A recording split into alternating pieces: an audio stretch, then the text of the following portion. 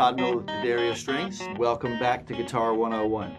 We are on Barre Chords 8.3 and we're going to do a B-flat blues using our bar chord shapes. So let's take a look at our music. This is pretty consistent with some of the things we've looked at before. Okay, we're starting off with our treble clef, and we've got our key signature, and we've got our 4/4 time. Okay, that's not, once again, that's not really a big deal for us right now. The 4/4 we need to kind of stay with. We're going to have 4 beats per measure, which is very typical in most popular music. This one also has some standard notation in it. It's got a little bass line written in treble clef. So if you're really adventuresome, you could go figure out how to read standard notation and play that bass line. It's a lot of fun. This one I forgot to put the repeat in, but once again, like most patterns, we're going to keep repeating it. Our main study here is going to be on these chord shapes.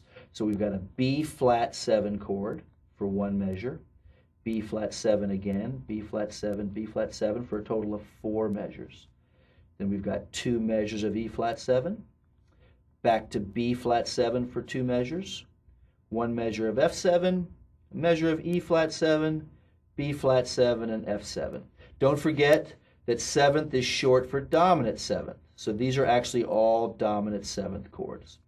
So we've got to figure out our root and our shape for each one of these 3 chords. All right, so B-flat 7 is our first chord. So I'm going to find a B-flat on the 6th string. So I'm going to climb up the E string, E, F, G, A, and I'm going to go to B, and then remember that a flat lowers the note 1/2 step. So if this is B, B flat will be 1/2 step lower, 1 fret lower. So I found my B flat. So the next thing I need to do is I need to match it up with my correct shape. So if I look at my diagram, there's a 7th chord shape, a dominant 7th chord shape with a 6-string root. And it looks like this. It's got our full 6-string bar, 2nd finger 1 fret up on the G string, 3rd finger 2 frets up on the A string. That gives us our B-flat 7 chord. Okay? Now, we always have a second option. We can find that dominant 7 chord on the A string. Let's go ahead and do that. So on the A string, I'm going to climb up and name the notes. There's my A, and then here's a B. So B flat would be 1/2 step lower. So we found our B flat. Now we need to match up the shape again. So now I'm going to use the dominant 7 shape that has the root note, the circled note on the 5th string. And that's the shape right here. Slightly different voicing, but still the same chord.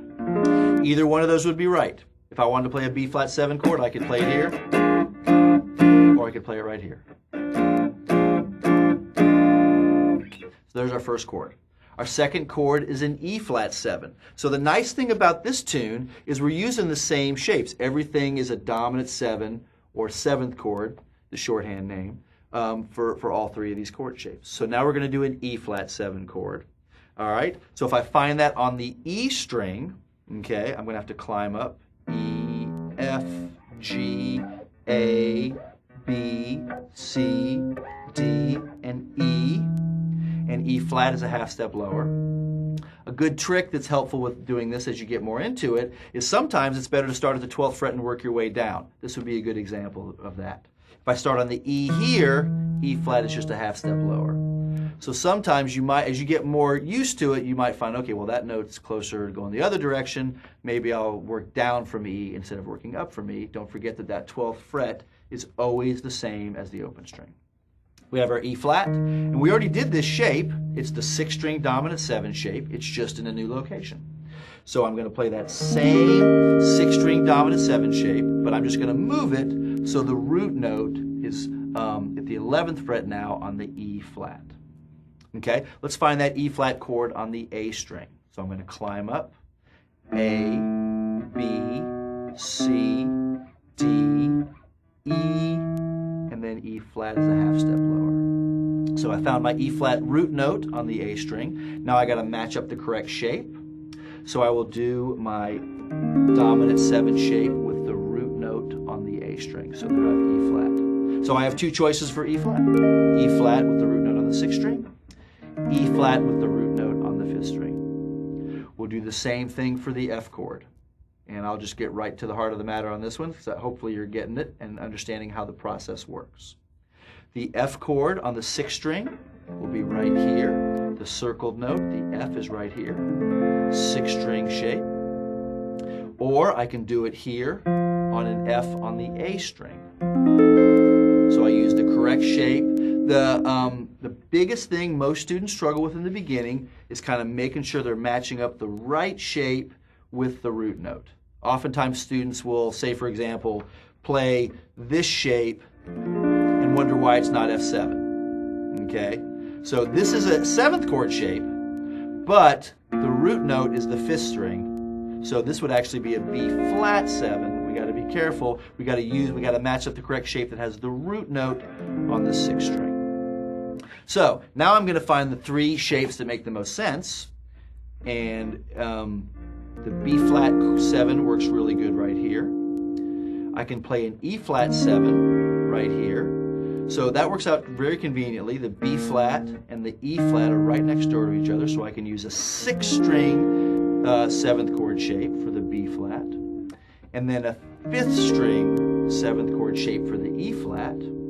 And then F is a neighbor of E flat, so I'm just going to move that shape up 2 frets for the F. So now we've found a practical way to play those 3 shapes for our B flat blues. B flat 7, E flat 7, and F7. So now I'm just going to put it all together and follow the music. If you remember right, it was 4 measures of B flat, then 2 measures of E flat, back to B flat for 2, and then we have what's called our turnaround. So we go F for 1, E flat for 1, B flat for 1, and then F to finish it off. Something like this.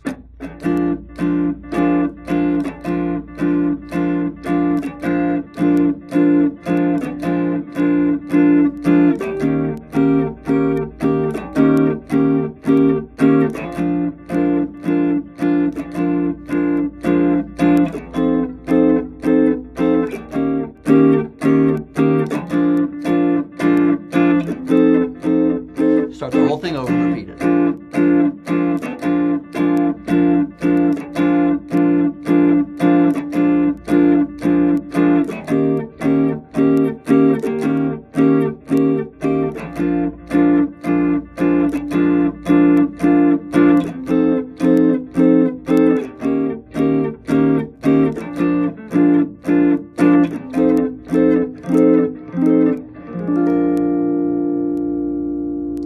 So that's a good first song to work on your bar chords. A great application is to take any song you know and learn how to play it using bar chords.